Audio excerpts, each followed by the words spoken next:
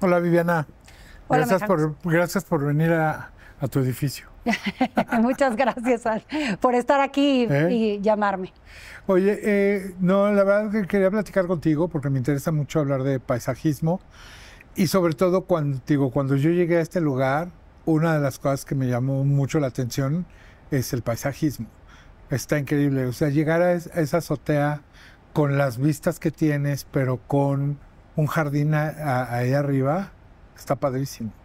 Entonces, ahorita estábamos platicando un poco, pero me gustaría saber cómo empezó ese amor, o sea, cómo descubriste eso, porque algo que se me hace muy interesante es que muchas veces en la vida vamos probando cosas y a veces estudiamos algo y luego nos damos cuenta que no era por ahí. ¿Cómo descubriste el paisajismo y cómo te involucraste en poner tu compañía de esto? Pues mira, muchísimas gracias por venir y por ahora sí que estar en casa. Me emociona muchísimo o sea, escuchar que cuando llegaron, o sea, como que esa impresión, porque luego pues nada más están las plantas y eso y no da ese carácter, ¿no? Entonces, eso me da muchísima emoción. Yo te voy a platicar, yo la verdad estudié comunicaciones y trabajé desde chica, como desde los 17, y mi familia tenía realmente un negocio de editorial. Entonces tenían libros y revistas y mi otro abuelo había sido periodista y demás. Entonces toda mi vida había, ahora sí que caminado por ahí.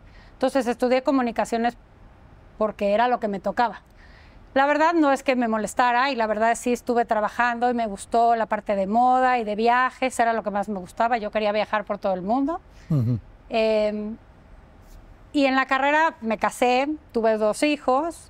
Seguí trabajando, era un poco hiperactiva, entonces nunca dejé la carrera ni un semestre. Llegué a mitad de semestre con mi chamaca y al examen profesional de 9 meses del otro.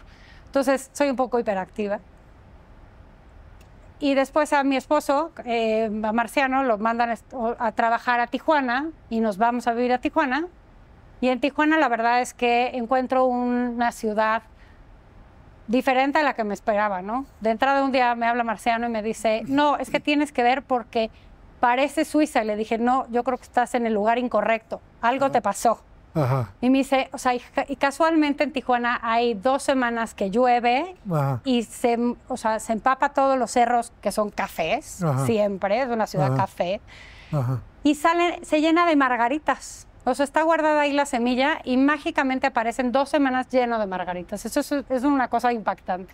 Entonces llego a vivir ahí, seguimos, después seguía yo trabajando desde lejos y ya no estaba funcionando, dejé de trabajar 2 años y a los 2 años me jalaba los pelos con todo y que tuviera yo 2 chamaquitos. Entonces empecé a picotear ciertas cosas, me metí a estudiar arte, no sé cuánto, y en ese momento era cuando empezaba todo el boom de la cocina, del vino, de todo el Valle de Guadalupe. Esto fue, pues Marciano tenía 1, debe haber sido como en el 2002, por acá.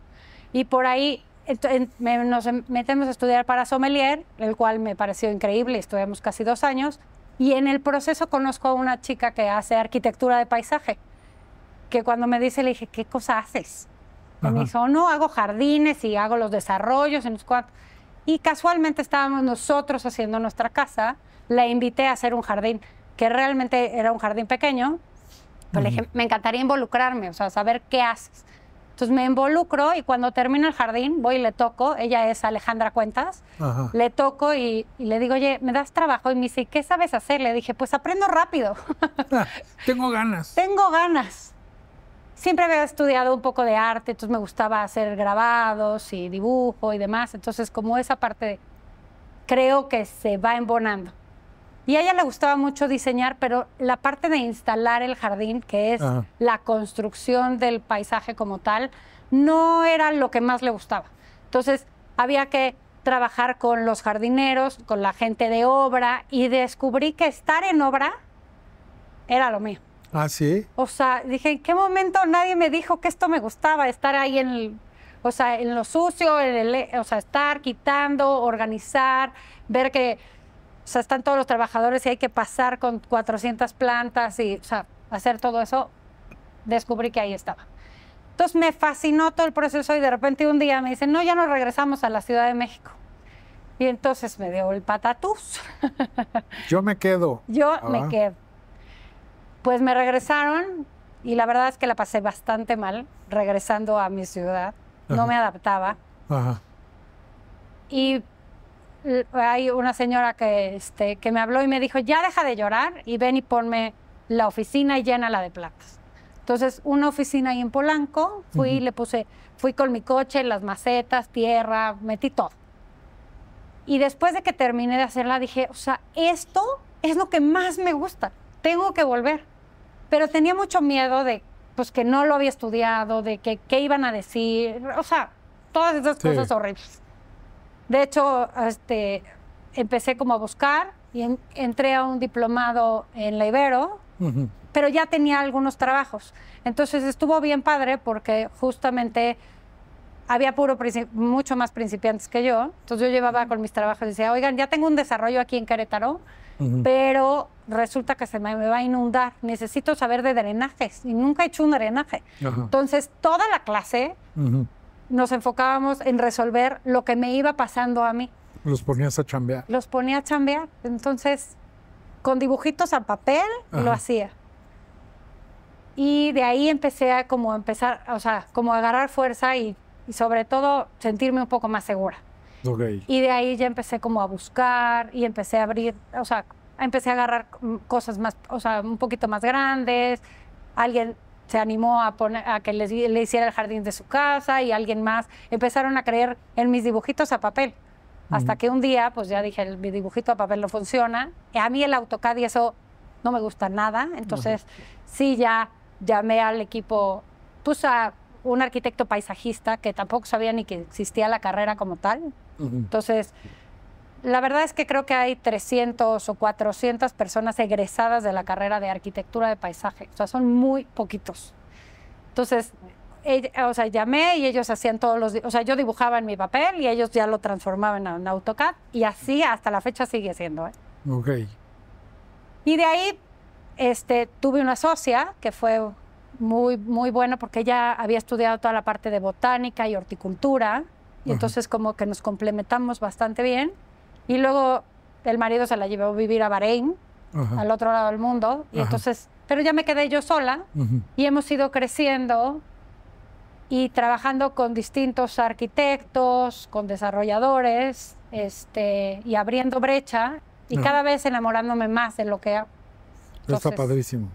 ¿Cómo es ese proceso?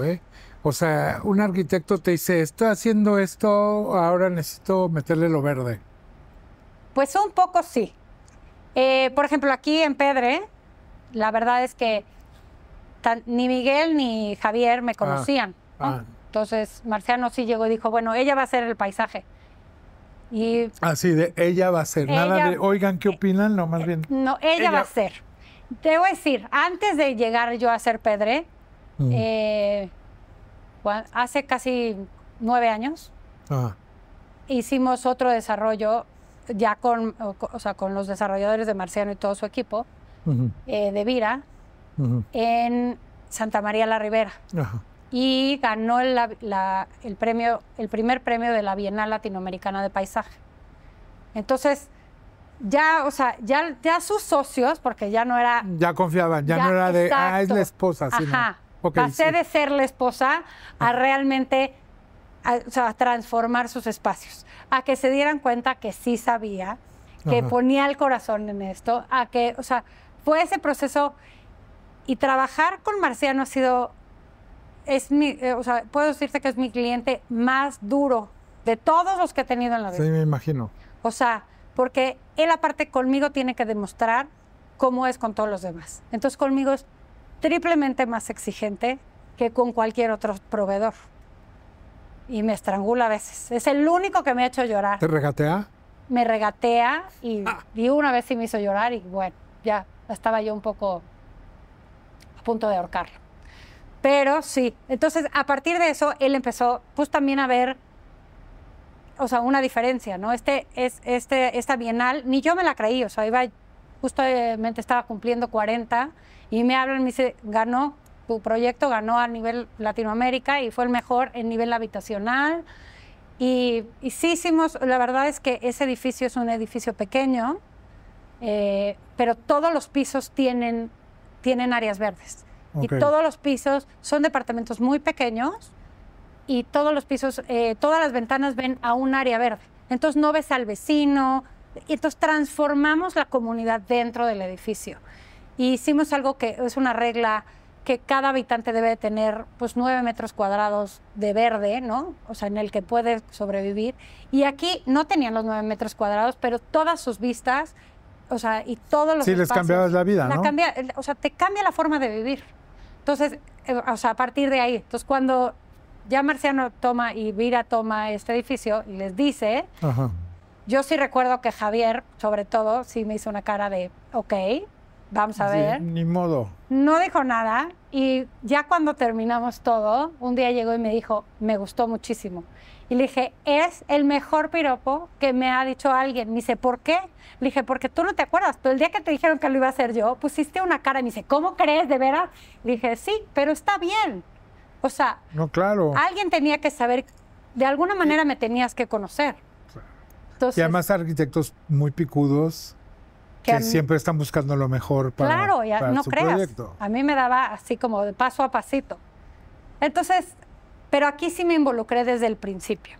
Desde ir con ellos y conocer el proyecto, ya que estaba el terreno, rescatar los árboles que se pudieron rescatar, tener que sacar todos los permisos, que lo saca la desarrolladora, pero yo le doy todo el proceso de los árboles, cuáles son los que vamos a... O sea, se paga, se quita un árbol y se tienen que pagar con otros 50, o sea, ciertas cosas y hacer todos esos trámites, ¿no? Entonces, me involucré desde buscar... Aquí sí decidimos las formas de las jardineras, o sea, sí teníamos... o sea, ya había arquitectura. Claro, ya había arquitectura. Desde diseñar si queríamos los roofs con césped o sin césped, ¿no? O sea, creemos que el césped debe de ser utilizado de una forma muy peculiar. O sea, realmente es la planta con mayor mantenimiento y con mayores necesidades de agua. Entonces, hoy en día, tener céspedes, uno, es un lujo, y dos, se utiliza para lugares muy especiales. Ya no es la pradera gigante donde lo que observas es pasto, pasto y pasto, ¿no? Ya, además es bien complicado el tema de la humedad, ¿no? Claro, aquí porque todo por arriba es lo ves verde, pero por abajo no sabes qué está pasando. Claro, realmente aquí, o sea, aunque estamos en la planta baja y tenemos jardines en todos lados, también son unas azoteas jardinadas, ¿no? O sea, el de arriba le llamamos roof y a estos azoteas jardinadas, básicamente, y tienen todo ese proceso. ¿Esto se le llama azotea jardinada? Pues sí, realmente tendría que serlo, porque abajo de nosotros no tenemos terreno natural. Ajá. Entonces, yo necesito hacer haz de cuenta que hacemos una alberca que tiene que tener una cierta profundidad, con un impermeabilizante muy específico para el crecimiento, o sea, no nada más para el agua, sino el crecimiento de las raíces, el tipo de sustrato que utilizamos. Tiene que ser, o sea, no tiene que ser una tierra negra que mantenga la humedad, sino es una tierra más suave en donde la humedad entra. Y lo que hace la planta es una regeneración de este suelo para que realmente tenga mucha facilidad en entrar el agua y salir por donde tenga que salir. Entonces, las coladeras hay que protegerlas súper bien. El día de mañana yo no quiero que una rata se meta y se muera y luego cómo se va el agua. O la raíz de un árbol, lo pueden ver en todos lados, se mete y destruye.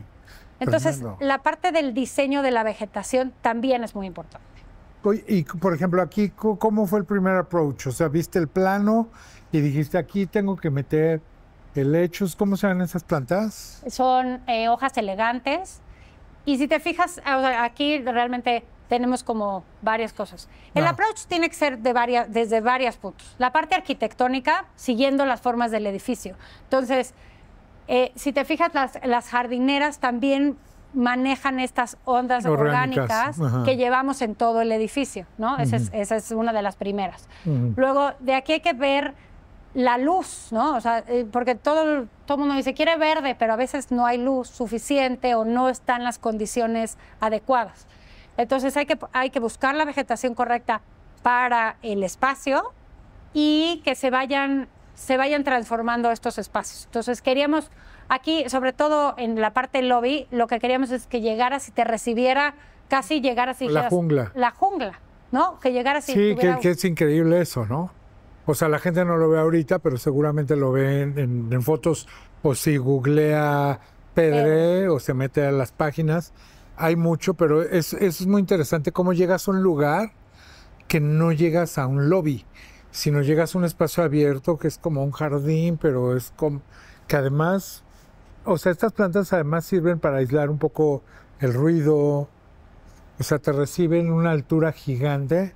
O sea, y platicando con Marciano y con los arquitectos siempre decíamos, güey, pero es que normalmente un desarrollador te dice, güey, yo no quiero eso vacío, eso mejor hay que hacer un departamento ahí porque hay que rentar, ¿no?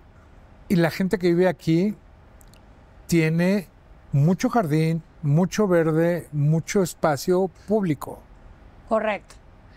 Un poco hablando del recorrido, o sea, están estas áreas del lobby y luego tienes toda esta parte de o sea, la alberca y luego el salón.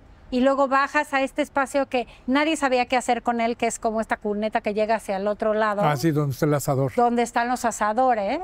Entonces, o sea, ideamos cómo fueran como distintos espacios. Y si llega, o sea, de hecho a mí los asadores es uno de mis lugares favoritos. Porque tienes los árboles. Que además es el que menos ve la gente, ¿eh? Que es el que menos ve la gente. Pero realmente, para mí es uno de mis lugares favoritos. Porque sí estás como muy abrazado entre esos espacios. Y en la parte de aquí abajo sí pudimos poner estos árboles mucho más altos. Traemos fresnos, que sí trae unas jacarandas, cosa que no pudimos hacer toda en la parte del roof. En el roof tenemos que tener otros cuidados. Uno, hicimos las jardineras altas por varias razones. Es nuestro barandal y nuestra protección a la seguridad, pero también le da la cantidad de sustrato que es suficiente para que crezca toda esa vegetación. Entonces, un poco lo que tratamos de trabajar es que la estética o sea, aunque sea un mismo espacio, sí va cambiando de lugar a lugar. Entonces, todo lo que está en planta baja, si te das una vuelta, es como más verde, más de hoja grande, y la azotea que está directa al sol, necesito plantas mucho más resistentes a la sequía, porque aquí, o sea, estás ahí y en 2 segundos te tuestas. Entonces, el de arriba tiene mucha floración, cosa que no es lo que siempre hago, sino teníamos que hacer un jardín también de polinización. Entonces, o sea, estás ahí y ves la abeja, pero ves la catarina, pero ves los colibríes. O sea, me ha tocado ver hasta las larvas de las mariposas. O sea, es todo un ecosistema allá arriba. Y tratamos de jugar también con las alturas de la planta, para que cuando tú veas realmente puedas observar los 360 grados. Sí, la vista es increíble, ¿no? Y que tampoco te tape, porque no querías que te tape. Sí, o sea, creo que el primer sentimiento cuando estás ahí es que te sientes seguro porque no te puedes asomar al barandal. Porque son 14 pisos, no está tan fácil. Cuando te asomas aquí al cubo, hay mucha gente que dice, no me quiero asomar. Pero allá arriba es igual, o sea, igual si tú estás ahí arriba, están tus hijos, sabes que no se van a poder caer. No, la seguridad. Sí, o sea, la seguridad primero.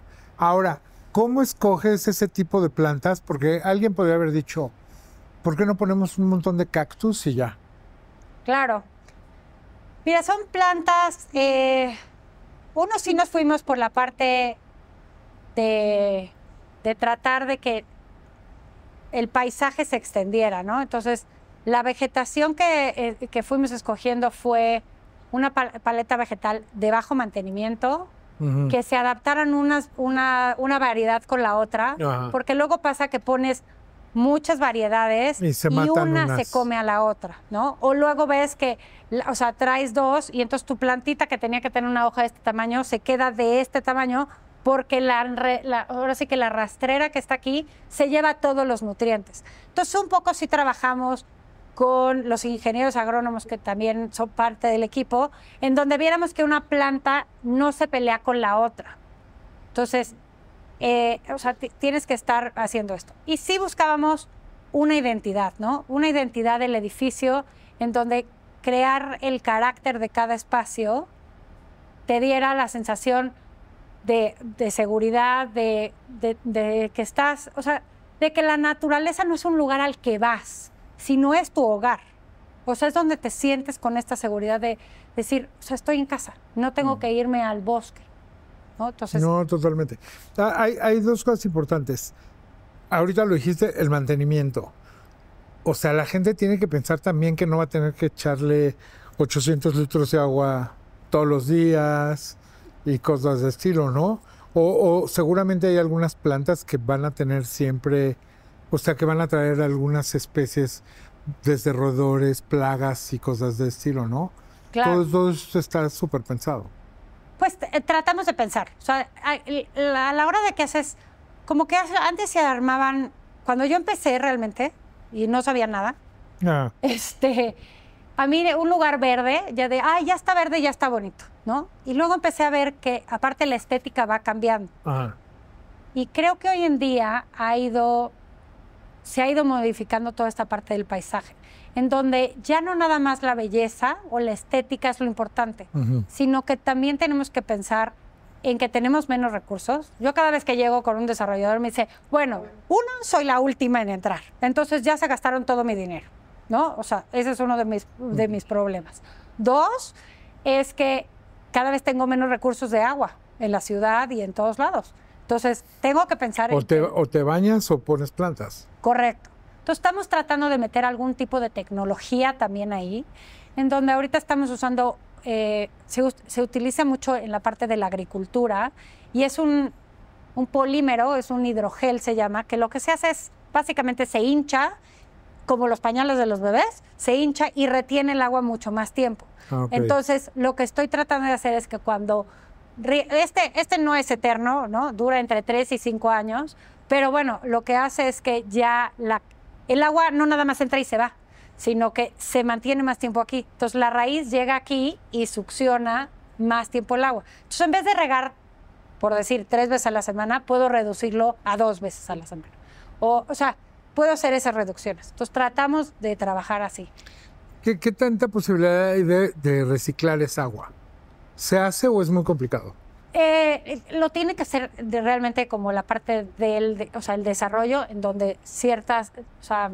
O sea, antes de que tú entres ya debería estar eso. Exacto. Antes de que yo entre, debe estar eso. Ese tema, por ejemplo, yo tengo amigos que en sus casas reciclan todo el agua y, por ejemplo, los baños siempre van a tener agua sucia con el que lavaron los platos. Correcto. Es caro hacer eso. Pues es un proceso, o sea, sí se vuelve, tiene que estar planeado desde el inicio, ¿no? O sea, creo que esa sería una de las, así como también cuando vas a hacer una azotea verde o un roof garden o algo así, también tiene que estar planeada desde el inicio. ¿Por qué? Pues porque tengo un peso que yo me tengo que sentir. Correcto. Ahí tenemos algunas historias, ¿no? Que se les han caído las... Exacto, ahí tenemos algunas historias donde la estructura no era la correcta, o a lo mejor se quedó ahí atorada la humedad y el peso fue más de lo que se claro. estaba. Y es tremendo, peligrosísimo. Exacto. O qué pasa de repente edificios que tienes humedad y dices, pero ¿cómo? Si vivo en el piso 2 y esto es de 8, la humedad se mete por donde menos te lo imaginas. Claro, el agua es lo que más queremos y al mismo tiempo a lo que más respeto también le tenemos, porque se mete por cualquier grietita. Entonces, a diferencia de nuestras áreas jardinadas aquí, que dan al estacionamiento, al final, bueno, siempre tienes menos la preocupación de, bueno, va a caer una gotera en el estacionamiento y ya veo cómo la tapo. Lavan el coche. Pero cuando tú tienes un roof y vive gente abajo, pues no está padre que vayas a tener una gotera abajo. Entonces sí tiene que estar como esa planeación. Y por eso los árboles que están allá arriba no pueden ser árboles de los que crecen 50 No, pues te metros. destruyen todo, al rato se le meten al piso de abajo. Correcto. Entonces tienes que tener un controlador de raíces y... ¿Qué es un controlador de raíces? Pues en realidad también o sea, después de cierto tiempo tienes que estar viendo que la raíz no se expanda demasiado. Aquí tenemos 80 metros de jardinera, todo 80 alrededor. centímetros. 80 centímetros. metros. Sí. 80 centímetros de jardinera. Y en realidad es una jardinera perimetral continua. Entonces la raíz tiene muchísimo para dónde crecer. Y eso me da estabilidad. De todas formas, nosotros tenemos los árboles, por la cantidad de viento, protegidos. O sea, ¿hay mantenimiento de sol? ¿Vienen a checar? Todos los días. Ahí te va, por ejemplo. Algo que le pasa a mucha gente es cuando empiezas un proyecto, sí, y sabes que necesitas mantenimiento aquí y acá y acá, todo el mundo dice, sí, lo voy a hacer. Y de repente, no, pues es que ya no alcanza y entonces empiezan a cortar mantenimientos. Sí. ¿Qué pasa con la gente que dice, yo quiero una azotea verde? Uno, que lo hacen ellos sin saber, que ese es un tema, seguramente, de que de repente quieren poner de todo y luego resulta que no podían poner todas esas plantas. ¿Qué pasa ahí? Pues mira, el mantenimiento sí es algo que cuando ya planeas, como que antes, o sea, yo me acuerdo a mi mamá siempre le gustaron las plantas, pero siempre traía el señor de Xochimilco y ponían lo que se les ocurría, ¿no? Ajá. Entonces teníamos un jardín verde, pero no especialmente armónico, ¿no? O sea, y siempre estaba el jardinero. Entonces, cuando a la gente le gustan las plantas, ya saben que a diferencia de la pared, la planta es un ser vivo que sí tienes que mantener. Entonces, si lo dejas de mantener, hay dos cosas. Uno, si es época de sequía, pues la verdad es que las plantas sufren muchísimo. No todas se mueren, pero sí entran en un estrés importante y entonces las plagas y todas esas cosas llegan. La otra es que o sea, si es en época de lluvias, empieza a crecer maleza por todos lados y se come a este espacio. Y la otra es que si tú tienes varias plantas, que es lo que hoy en día, porque la idea es que buscas es que esta planta le salga el bichito A y a esta el bichito B. Entonces la A se come al B, ¿no? Entonces un poco creas un pequeño ecosistema. Si los dejas, esta planta empieza a crecer demasiado y al rato ya no ves la que sigue al lado, ¿no? O sea, porque era una rastrera y esta era un arbusto. Y entonces, o sea, la limpieza o sea, se empieza a parecer una selva, ¿no? Que ya tienes que entrar casi con machete y dejas de apreciar una vegetación con la otra. A veces es más preocupante tener un mal mantenimiento que a veces no tocar, porque siempre llega uno de los problemas que sí tenemos es que los jardineros en nuestro país pues tienen cero escuela, ¿no? Hay una escuela de pues jardinería. Eres jardinero porque tu padre era jardinero y tu abuelo era jardinero y no sabes nada. No sabes nada. Y la verdad es que hoy en día existen otras opciones, o sea, que puedes buscar y demás, pero tienes que tener las ganas de meterte a buscar en línea y hacer otras cosas. Pero llega el señor con la tijera y le corta y deforma la planta. Y hay plantas que si las cortas ya nunca vuelve a crecer la espiga, ¿no? O sea, la deformas para siempre. Hay otras que las deformas, pero puedes rescatarlas y tratan todo un ciclo que es alrededor de entre un año y año y medio en que tu planta se vuelva a ver bien. Entonces sí es importante saber qué es lo que estás haciendo, ¿no? O sea, esa parte es importante. Y sí, si tienes una azotea, también tienes que tener cuidado de no poner más peso de lo que tu azotea aguanta. Eso. De repente yo he visto gente que tiene su depa y hay unos que ponen una maceta y una planta. Y de repente llegas otros y tienen 50 macetas. Es demasiado peso, ¿no? Pues, y con agua de repente ha de estar peligroso. De repente sí puede estar peligroso. La verdad es que los edificios en México tienen como una estructura muy, o sea, están muy protegidos por la cuestión de los terremotos, o sea, entonces eso nos da como paz, ¿no? O sea, sí me da paz. Me preocupan los que están como voladitos y luego les ponen muchas macetas, pero creo que también la gente ya empieza a ver que no esté... Se me va a caer. Exacto, que se le vaya a caer o siente que se mueve. Entonces, hoy en día realmente todavía no conozco a nadie que se le haya caído el techo, gracias a Dios. Esperemos que no. Al menos no por una planta. No, pero al menos no por una planta, por otras cosas puede ser. Oye, y por ejemplo, ¿qué consejo le das? O sea, a tus amigas que te dicen, oye, quiero poner, pues seguramente ahorita todo el mundo te dice, quiero que me pongas mi jardín, tengo un departamento nuevo, voy a hacer un edificio nuevo. ¿Qué tan caro es hacer arquitectura de paisaje? Mira, cuando es un jardín, te puedo decir que es más económico que hacer esta historia que tiene que estar, porque tengo que crear los envases, ¿no? Entonces, cuando tengo,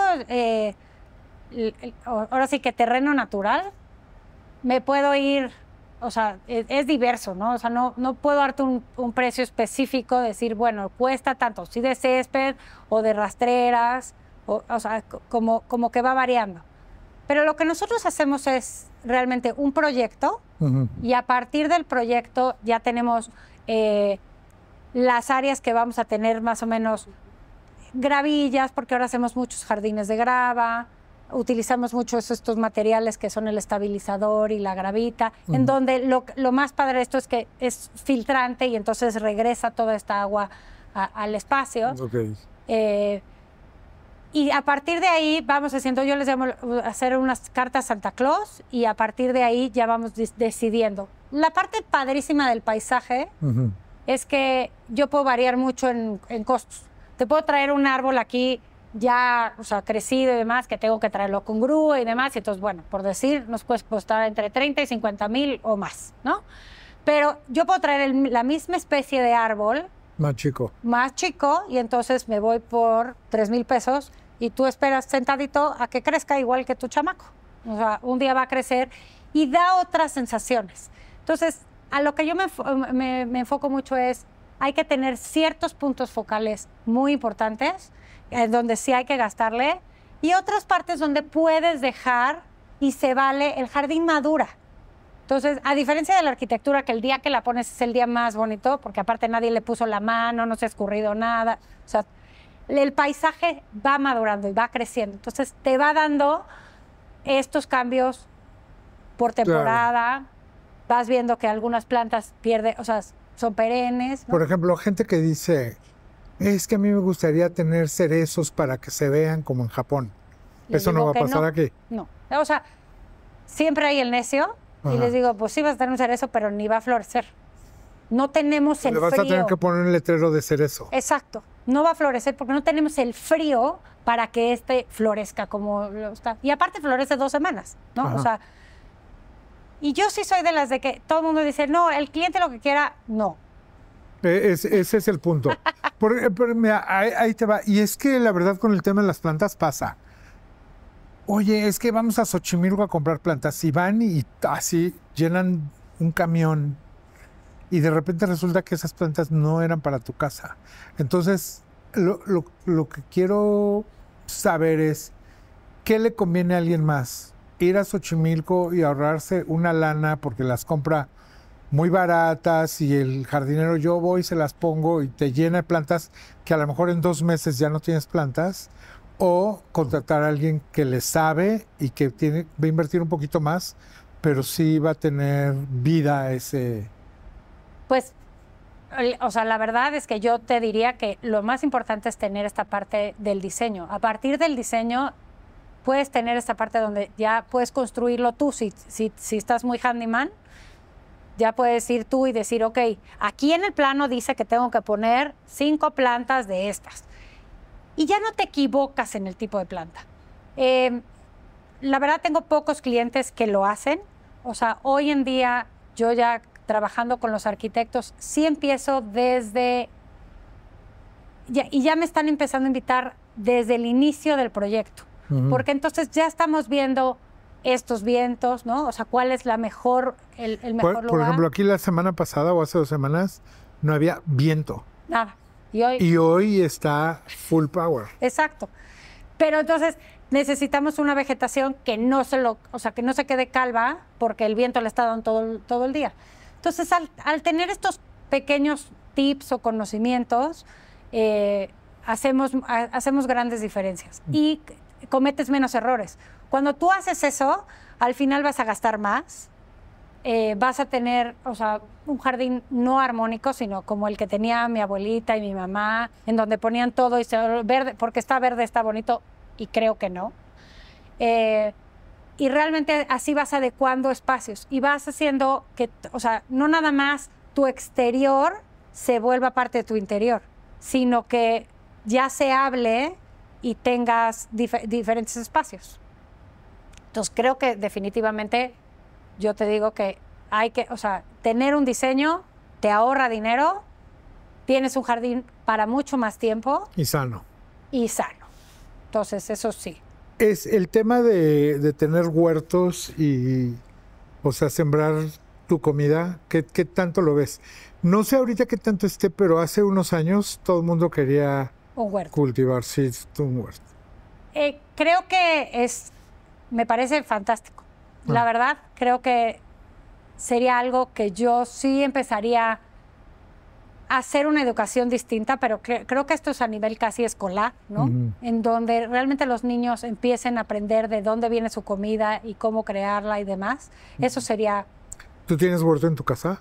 Yo tengo un huerto de hierbas. Okay. La verdad es que en la pandemia traté de tener, o sea, sí hice mi huerto de lechugas y es mucho trabajo. No es así, o sea, no, y no se ve siempre lindo, ¿no? Entonces, esta parte donde la estética y te toman la foto del huerto hermoso, pues no siempre está así. No. O sea, el huerto es una cosa cambiante. Y hoy también no quieres un huerto lleno de químicos. Entonces, hay que trabajar un poco la permacultura y entonces ponerle la rama que ya, o sea, el nopal lo cortas y lo pones aquí porque en sequía va a jalar. O sea, hay que saber otras cosas para realmente recrear. Creo que sería algo que yo apoyaría. Y los que lo hacen, o sea, yo pongo huertos urbanos, o sea, en cajas y ciertas cajitas. Y la ¿Qué gente... tan complicado? A ver, es que eso creo que es bien interesante. O sea, la mayoría vivimos en departamentos, no tenemos jardines, tenemos a lo mejor máximo una terraza.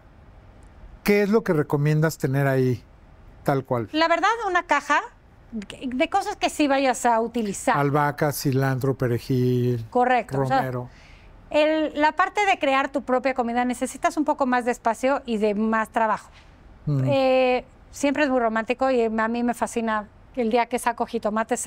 O sea, los presumo enormemente que son de mi jardín. Son 4. No puedo comer de lo que va a haber una ensalada. Exacto. Un pedacito a cada quien. A cada quien.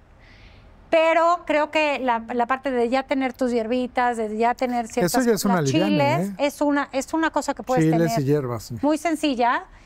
Y creo que es un principio, ¿no? A aprender, a estar en contacto. La verdad es que los espacios verdes, a partir de la pandemia también, nos dimos cuenta que el espacio exterior era más importante de lo que siquiera imaginábamos. O sea, el que se imagina un jardín, un paisaje, aparte a nivel urbano, ¿no? O sea, hablando de la ciudad, yo creo que empieza a brindar esta naturaleza al interior. Antes los jardines eran como para ver y eran muchas praderas y mucho pasto. Hoy realmente, al trabajar ya con la parte arquitectónica, el jardín ya es una parte de tu hogar y el interior y el exterior se unen. Entonces yo lo que tengo es que afuera, ya sea mi terraza, el balcón, el jardín y demás, creo muchas actividades. Entonces ya es vivir el jardín ahora sí que vivirlo. Entonces tengo ya mi comedor, pero también hago la tarea, pero también tomo, en las oficinas tenemos áreas exteriores para seguir trabajando. De hecho, ahora ponemos 800 contactos para que todo el mundo se pueda conectar y transformar el ambiente. Entonces creo que sí ha dado un paso más allá de que sea simplemente un espacio bonito, sino ahora es la cocina, el trabajo, o sea, muchas actividades que se hacen en exterior. Entonces creo que eso ha ido cambiando. Oye, y bueno, la gente si quiere, o sea, ¿a ti te escriben por Instagram y te sale trabajo por Instagram o te meten a tu página? La verdad, no tanto. O sea, sí creo que ha sido un poco más, o sea, es algo que empecé hace poco. Todo el mundo me dice, es que ¿por qué no subes tanto al Instagram? Y digo, bueno, o trabajo, o hago esto, o subo, o sea, como que es otra historia. Ahorita más o menos estamos poniéndonos las pilas a mejorar esa parte.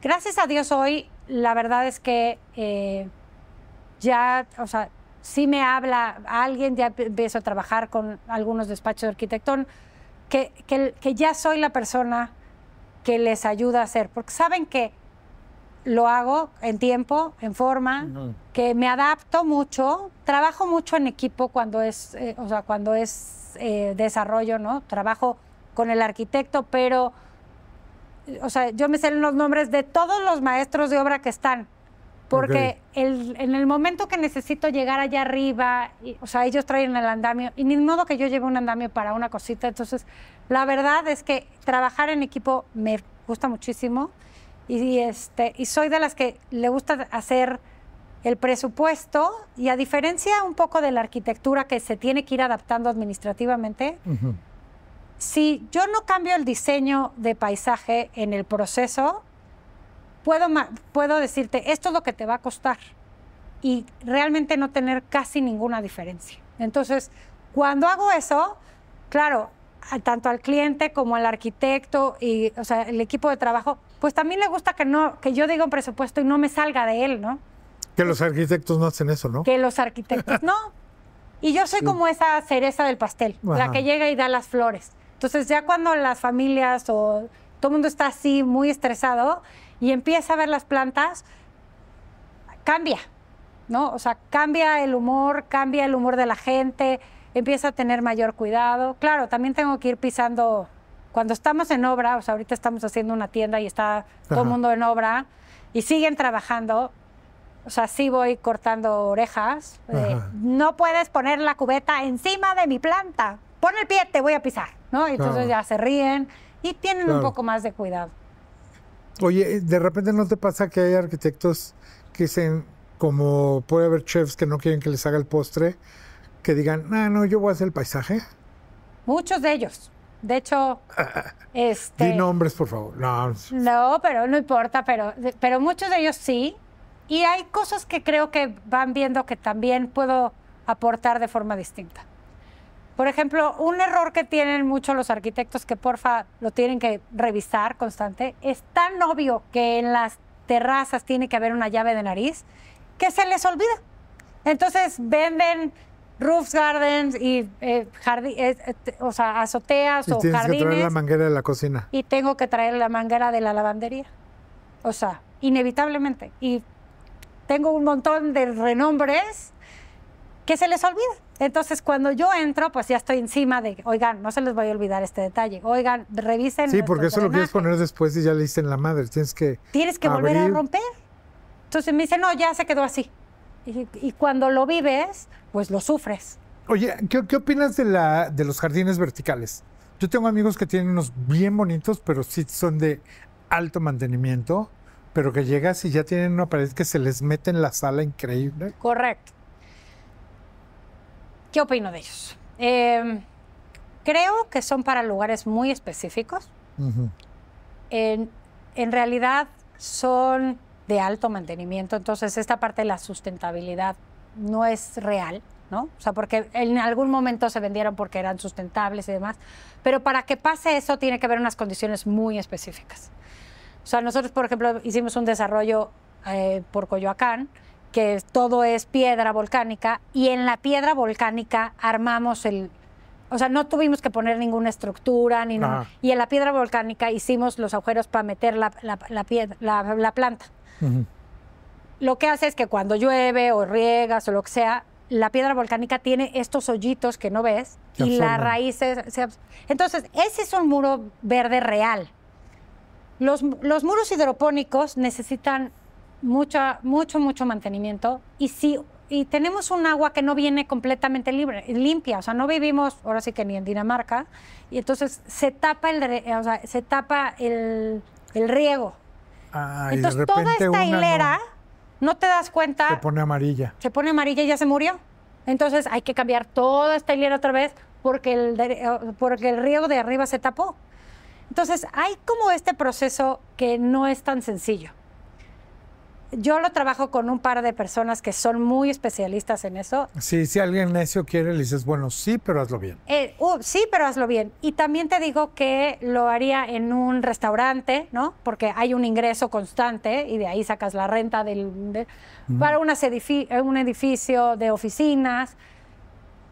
No para casa-habitación. Existen muchas formas de hacer un muro verde que no sea hidropónico. De hecho, ahorita en esta tienda te digo que estamos haciendo un muro verde y es a partir de macetas que están colgadas en la pared, tienen su sistema de riego y estamos poniendo 6, 7 metros de un área verde jardinada, pero de una manera más sostenible, sin un gasto mortal. Entonces, no sí, solo un poco de todo. un poco de Oye, lo que está bueno es que la gente sepa que, como en todo, es mejor hablarle al experto que quererse hacer el talachero, ¿no? Correcto, yo creo que sí. Y también hay que ver que esto de los jardines, pues, no nada más es poner plantas por plantas. Realmente creo claro. que, o sea, ayudas a las personas a cambiar la forma en la que viven, tanto en oficinas. El rendimiento de una oficina que tiene vegetación es casi del 30% mayor. Ah, sí. O sea, en estudios, ya sabes. En la parte de oxigenación, o sea, hay algunas plantas que de hecho la NASA ha puesto que oxigenan mucho más los espacios. Entonces bajas la contaminación. La planta te da un nivel de estrés que vas bajando solamente de convivir con la vegetación. Las áreas las transformas. Verdaderamente yo creo que los edificios, o sea, solamente con mucha vegetación y con plantas bien colocadas, pues el ambiente del lugar cambia. Está comprobado que la violencia se transforma. O sea, si tú vas a Nesa, que es completamente gris, y vas a Xochimilco, que aunque haya la misma pobreza aquí que acá, en algunas zonas, la violencia es 40% más alta en el lugar donde no hay vegetación que en el lugar donde hay vegetación. Entonces, realmente ayudas al ser humano, pero ayudas al medio ambiente, al cambio climático. O sea, realmente creo que es una transformación. Acabo de leer el otro día que no me acuerdo de dónde, pero sembraron cualquier cantidad de árboles, bajaron la temperatura de esa zona 2 grados. Nada más por poner árboles. Nada más por poner árboles. Entonces, también hay que saber qué colocar. Por eso esa parte del experto, ¿no? Me fascinan las jacarandas, las amo, pero necesitan mucho espacio. Entonces, a veces, cuando la estás plantando y ya se levantó toda la banqueta, y luego llega alguien voy a arreglar la banqueta, abre, y decide cortarle una raíz, es probable que no se muera, porque tiene muchas otras raíces. Pero el día de mañana que viene la tormenta y es que se cayeron no sé cuántos árboles en la ciudad, pues papito, le cortaste tres raíces principales y en vez de estar bien sostenida, está como de cojito. Pues le empujas un poco y se quiebra. Entonces, saber qué árboles y en qué lugar también es importante. Ya la última pregunta.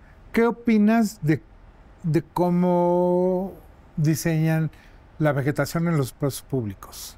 Por ejemplo, Reforma, de repente ves que un día ponen cempasúchil, otro día ponen nochebuenas, otro día margaritas. O sea, todo eso se muere. Todo eso se muere. Yo sería de la idea de que sí hay que tener cosas que te dan la temporalidad. Está padrísimo eso. Pero creo que no tienen que ser zonas tan grandes. Podríamos tener una vegetación que no tuviéramos que estar cambiando tantas veces y a lo mejor tener unas señoras jardineras. A lo mejor, no sé, en vez de poner 1000 plantas, pones 100. Que te dicen que estás en Navidad, que te dicen que estás en época de muertos, que te dicen que estás en primavera.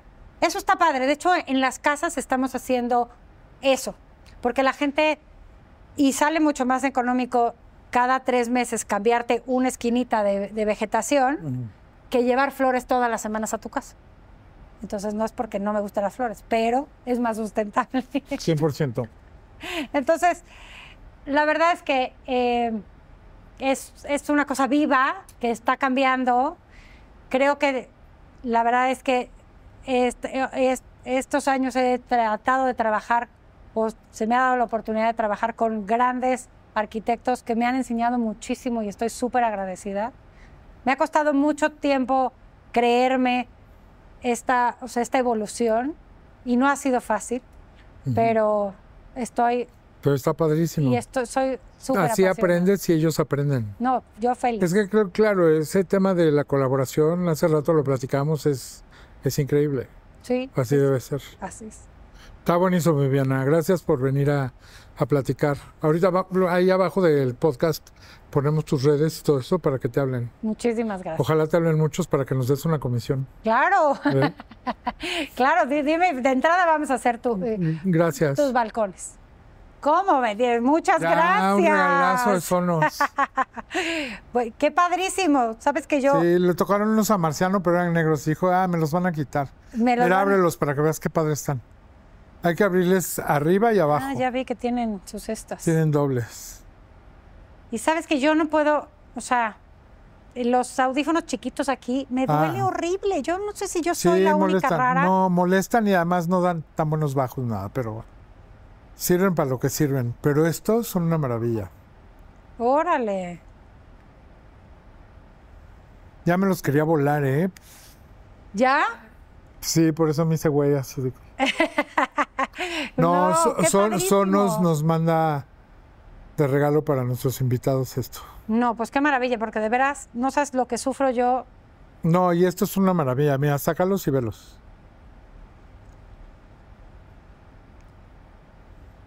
Ok.